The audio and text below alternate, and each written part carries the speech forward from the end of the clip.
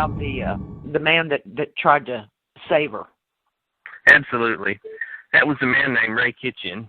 He was from Fort Nelson, which is 120 miles away, and was a truck driver and was working in the area at the time, and had his two daughters with him. He's stopping there to let them swim. He was 56 years old when he saw the scene after both Patty and Kelly had been attacked, and it was a very bloody scene. They were on the ground already with the bear still attacking them. He began to beat the bear with a large stick. Well, of course, this distracted the bear off of Kelly, off the 13-year-old boy, and of course the bear began to viciously attack him at this point, and he sustained some severe injuries at that point in time. And at this point, Frank Hedingham and Tony Dowk arrived. Tony Dowk was from Alberta. He was also a truck driver. Now, Frank Hedingham, a naturalist, and was the manager of a lady who was his colleague who was there with him that day also. Her name is Lynn Hancock.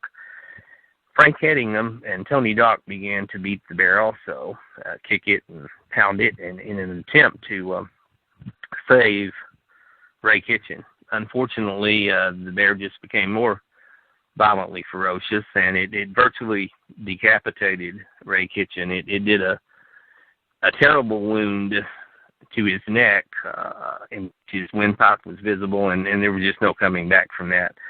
And by that point, Ingrid Bailey, a firefighter and paramedic from Felton, California, arrived on the scene, and she saw the horror. She saw Ray Kitchen killed. She went over and began to try to stop the bleeding on Patty McConnell, who by this point had gone unconscious, and there was an attempt to bring her back to consciousness to resuscitate her. They also realized how badly injured Kelly was, too, so there was an effort made at that point to render first aid to him as well, and to stop bleeding and to do what they could, given the environment and the presence of the bear, which was still just a few feet away.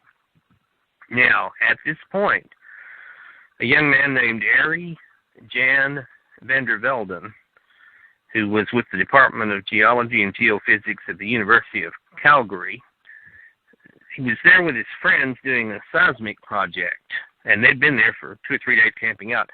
They heard the shouting and the noise, and they came upon the scene, and when they saw the bear saw them, and they began to run, obviously, from the bear. Well, Ari Vandervelden slipped and fell, and the bear just pounced right on him. Now, it got him by the leg, and it began to chew on his leg, and he was sustaining severe injuries to his leg.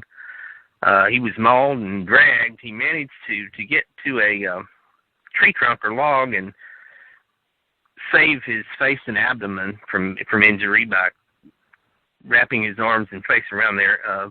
He protected himself using the tree trunk or log, but the bear continued to attack his leg so badly that his leg injuries required 3 leg operations, and he spent a 3-week hospital stay recuperating from those injuries to his leg.